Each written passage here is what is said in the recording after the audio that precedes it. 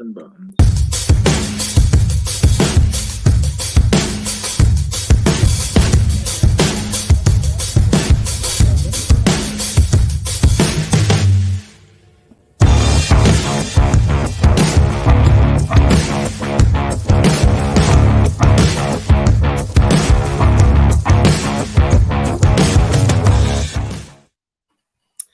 Hey, welcome to Para-Ops, Open-Minded Paranormal Skeptics. I am Larissa Rex here, founder of P.A.R.A.Normal, Palmerton Area Research Alliance, and also the CEO of Third Eye Event Productions. Tonight, we are taking Sky, Seth, and Bree's place as the hosts and moderators of the show because they are sick or otherwise occupied. So bear with us as we try and figure out some buttons. I do have my husband here as my co-host, my co-pilot. Hey everybody, Alan Rex, CEO of Third Eye Event Productions and founder of P.A.R.A.Normal, Palmerton Area Research Alliance. And we have a very special guest tonight. Our friend Kenneth Torres from the Warren Legacy Foundation is here to introduce himself and talk about some of the great things that he does. Hey everyone! Hey, thanks for having me on. It's a pleasure being on here. Where do you guys want me to start? Just talk about what you do and who you are before we get into your expertise of our clip. Okay. So my name is Father Kenneth Torres, doctor. I am with the Warren Legacy Foundation for Paranormal Research. I am one of the regional directors and one of the board members.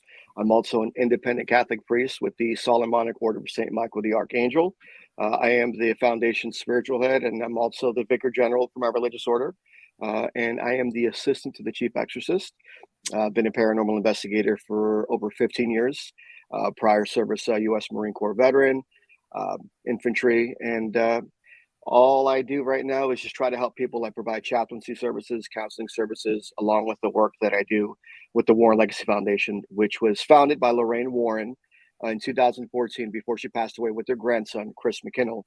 The goal was to have NESPR essentially reach out a more broader audience, because a lot of people know who NESPR is, but unfortunately around the world, people don't know where New England is at. So her goal was to have an international outreach. And once she passed away, we decided that we were just going to go our separate ways. So, we are the international outreach of, what Lorraine wanted. And so we have over 80 members worldwide. I am the Spanish director. And so I have about 25 members in Central America, Latin America, Spain, so on and so forth. And we're just here to educate the public and try to make people understand that the paranormal isn't always so scary, and it doesn't have to be scary. And so let's get that misinformation out there taken care of. Okay, well, first off, two things. Thank you for your service, and in every capacity that you have served and continue to. And thank you for coming on our show. I will tell you a little bit about what the show's about before showing you our incredible clip. First off, I do want to say hi to everybody who's watching across all platforms, and I want to thank everyone for tuning back in, and also for the people who will watch this on playback in the future. We really do appreciate you. So OPS was founded because, and it's all about candor, okay? We started out as paranormal investigators during COVID. We had no idea what we were doing. Long story short, we got a bunch of people together. We got some equipment. We went out into the world, and we thought that we had evidence left and right. Now, I will tell you, I am a medium myself. If I am there and I'm getting corroborating scientific evidence, then that's a wrap. But there were times when it was questionable, or when, I wasn't there, and, you're scratching your head like, is that paranormal? So now we are going on our third year. We are that much wiser. A lot of us have taken classes. A lot of us continue to train with experts in the field, people who I would consider to be experts because they're like you, have ridiculous amount of experience behind them. And now we're starting to look back at our case files and say, I don't know if that's paranormal. So we said, let's get a nice panel of people together. Let's put these clips out there and let's see what people think. First off, hello, Johnny. Hello, April. Hello, Hi, Jennifer. Hello, April. everyone. Yes, Hey, how are you doing? April April's is so one. sweet.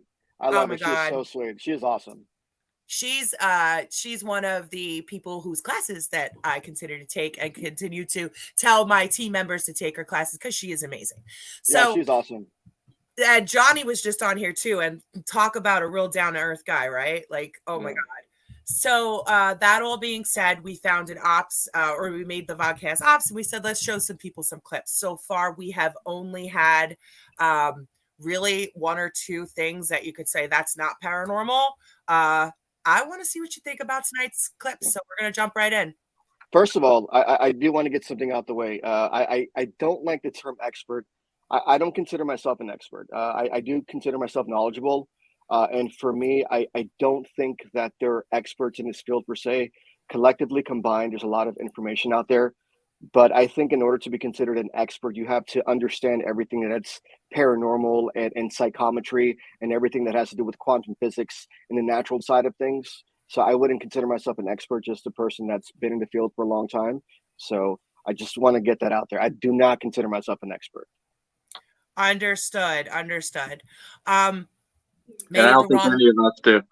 Yeah, yeah. maybe the wrong. I mean, Far from it. it first of all, you used the words quantum physics, so you lost me there. So right there, you had me.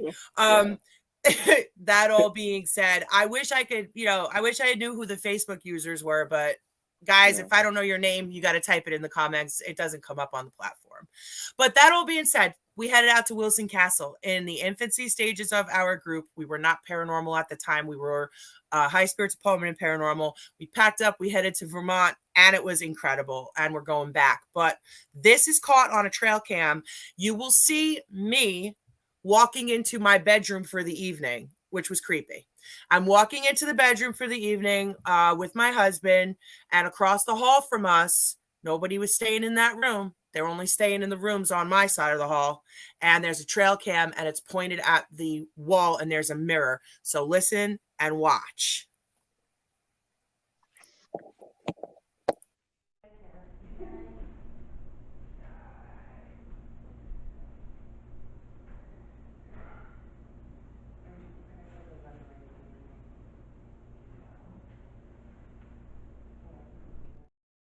Did you say it? Can you play it again? I Because absolutely will. Yeah, because I'm questioning my eyesight right now. I heard some stuff too, but I just want to make sure. You will hear me talking to my husband, but then you will hear a very low, breathy, whatever. And then watch the movement in the mirror that's pointing at the room across the hall.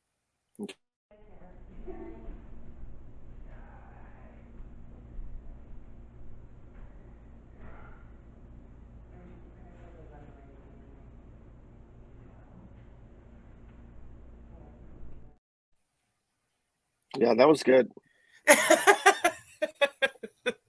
What do you think? Give me your thoughts.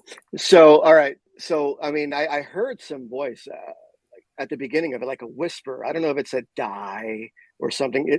I heard something there. So you can definitely hear some EVP. And then you see the reflection in the mirror. Now, the first question that I'm always going to ask as a seasoned investigator, what were the light sources? What was on the other side of that room? How do we not know that it was not a reflection from someone else walking? Those types of things. Now, and now if all that stuff can be clarified and like, well, there's nothing there, because let's say, for example, there is that mirror there and you do have that light coming out from the side.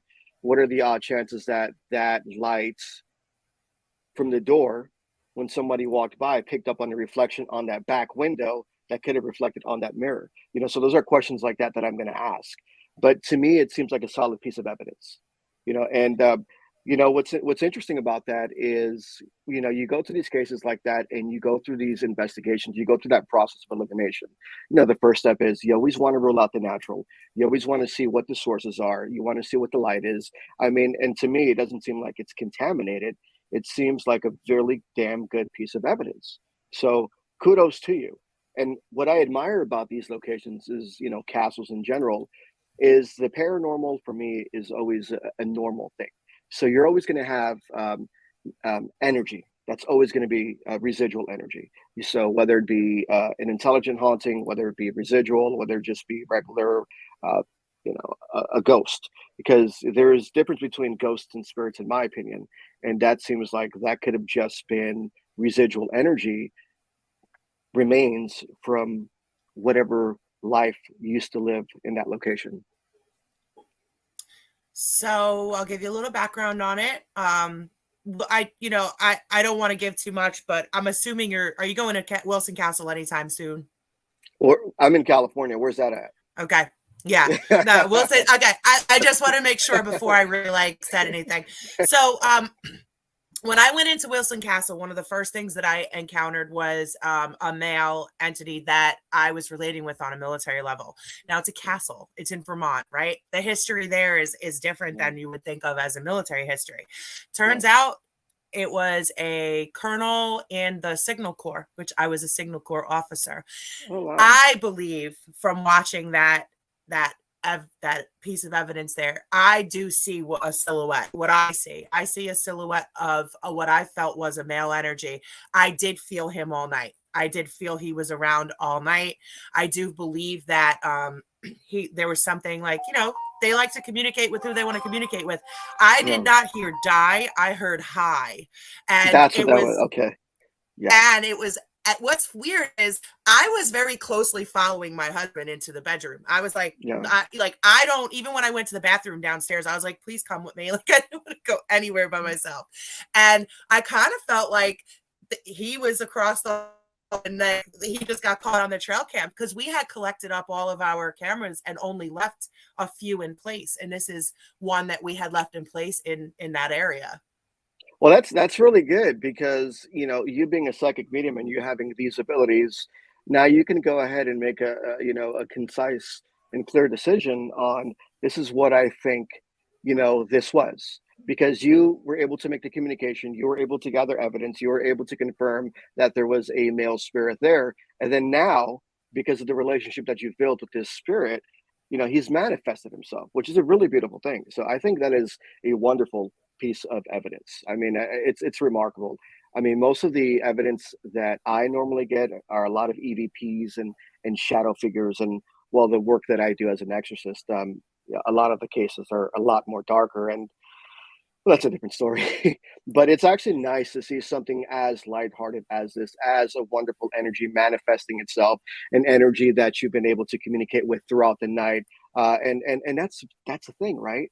When you go to these investigations and you go to these places like that, it's important for people to understand and realize that these spirits were human beings, and they need to be treated as such, with respect, with courtesy, and with dignity. The problem that I have is, and now with you guys, is with a lot of these other investigators that are fairly new, that get into the paranormal because they want to hunt. They forget that these spirits were human beings. And so they want to treat them like a zoo, for $25. Hey, you know what? Why don't you go ahead and touch this ball for me? Go ahead and touch this light. Mm-hmm. Here you have a beautiful expression and manifestation of energy and evidence that you weren't even looking for, and it showed up later on. Yeah. And we took that evidence and we compared it to who was there that night, and the silhouette didn't match anybody. That was That's awesome, though. I like that. I mean, and even it's just remarkable. I love, when you go through the evidence review process. Hey, April, sorry. See you next time. But yeah, I mean, that's always cool. When you compare apples and oranges, you set up the equipment, and you go back later on and you're like, oh, wow, look at that. That is a really darn piece of good evidence. I like that. I will tell you, and this is very important. We run a lot of paranormal tours. We run a lot of investigations, and I love what you said. And let me tell you why I love what you said. I tell people all the time, this is not a zoo. This is not a circus. Just because I'm a medium, people who have passed away are people who have passed away. If I'm not their cup of tea, they're not talking to me. They may prefer to talk to someone else, and they're not going to perform on demand. There's so many times I go into a location and there is at 100% somebody there in the room, and I will shake my head, say, look, they don't want to communicate. I'm not going to force it. I respect their boundaries, and I tell people you have to respect their boundaries. So I love what you said. People think just because you're a medium or you're an investigator that these human spirits are just going to do what you want. And if it were me on the other side, I'd be like, go pound sand. Why are you coming to bother me in my house? Yeah, so, pretty much. That's how I feel. It's like, there was this meme that I saw a few days ago from paranormal investigators, and it was from the ghosts and paranormal investigators coming in my house again. And the ghost was like, oh, damn it, here we go again. I don't want some living people in my house. Like, it's like, imagine the other way around. yeah. You got to realize it's they will show themselves if they're willing and they're comfortable, and in my opinion too, is a lot of the equipment is nice, but sometimes all you just need is a camera and a cell phone, and that's all you really need. So you have a lot of amateur investigators, like they just go on YouTube, they purchase all $3,000 worth of equipment from Ghost Stop. They had to use mom's credit card to get all this fancy high-tech equipment to try to get experience or to try to get evidence.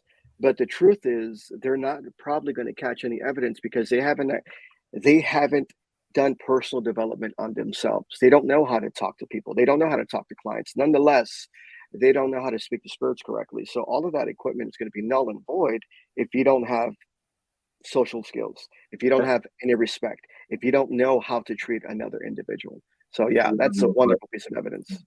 Well put. Yeah. Well, Johnny asked if we could play it again. So I'm interested in that whole reflection thing, because I personally don't think it's a reflection, but I was there. So that's what the point of the show is, right? Well, I take your word, for it. There's obviously no reason for you to lie, But as a seasoned investigator, that's always going to be the first question I ask. Okay, what was the light source? Was there a reflection? What was going on behind the other side of the wall of the camera that I cannot see? Absolutely. Yeah. I love it.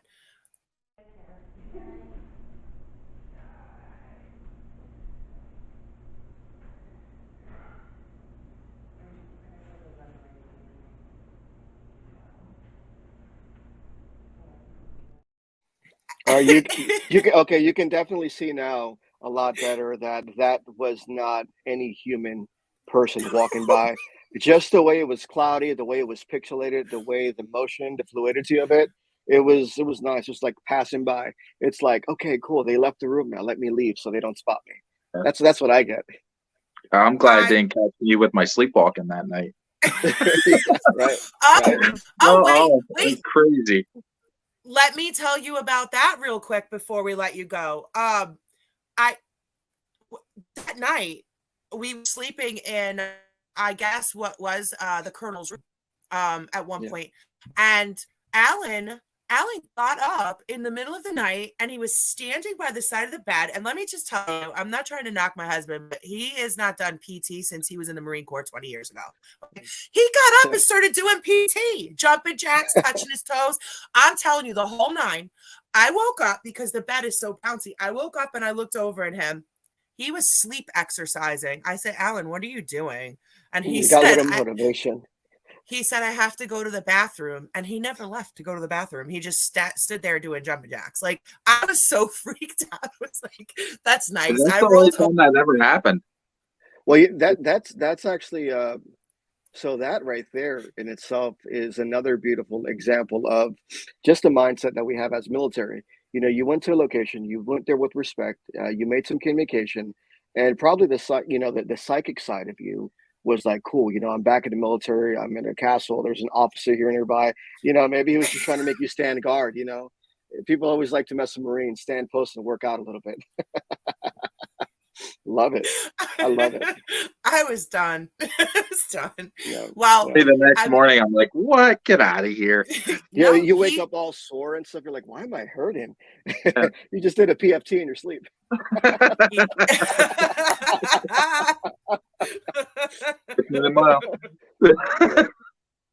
Well, yeah, it's funny because like as a veteran to Alex, right? We're both in Marine Corps, and it's like, yeah, I still work out, I still do some things here and there, but people are like, hey, you want to go do this triathlon? You want to do this Ironman hike? No, No. Why would I want to do that?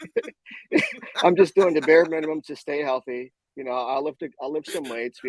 Like I tell my wife, when I got out the Marine Corps, I stopped lifting plates and I started lifting plates. You know what I mean? That's how Johnny's comment there. He's doing PT Yeah. every day. Good, Johnny.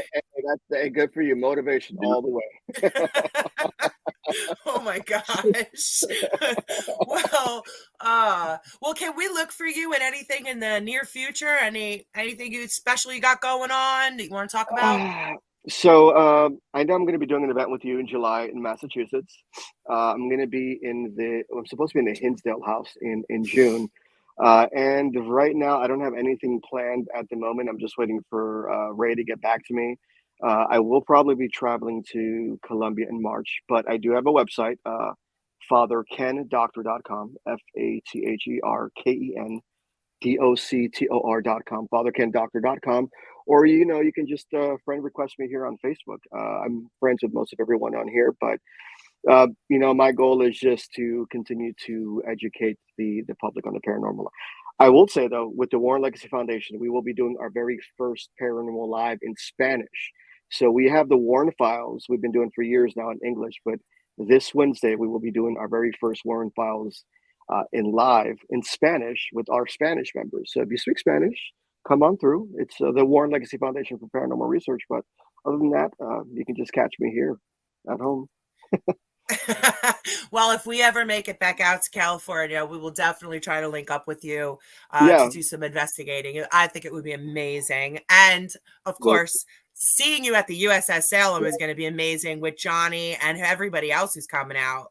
Yeah, I'm excited. I'm excited too. My family still lives back in Manhattan, so I may take a trip out there in a few months. We'll see. We'll see what this year brings. I've got a couple of medical procedures that I'm going to be taking care of this year, so we'll see what my tempo is, my operational tempo is. Sounds good. I'm going to go ahead and first off wish you the best with your health. Anything that's going on, you're in our prayers and our thoughts.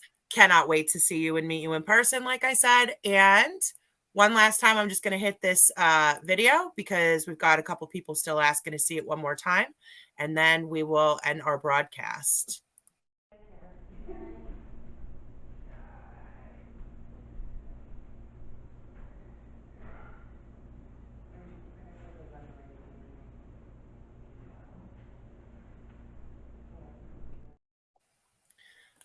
So that's it for tonight, guys. We hope that you have explored your fears with us. We pray that you don't remain a skeptic, that we've showed you something here tonight that shows that there is something more than just this physical plane. Thank you guys for watching. Tune in next time. Thank you, Mr. Torres, for everything. Thank you for having me on. It was a pleasure. I hope I get to do it again with y'all. Absolutely. Have a wonderful evening. Have a great evening. Thanks, Happy New Year, everyone. Happy New Year. Happy New Year. Bye.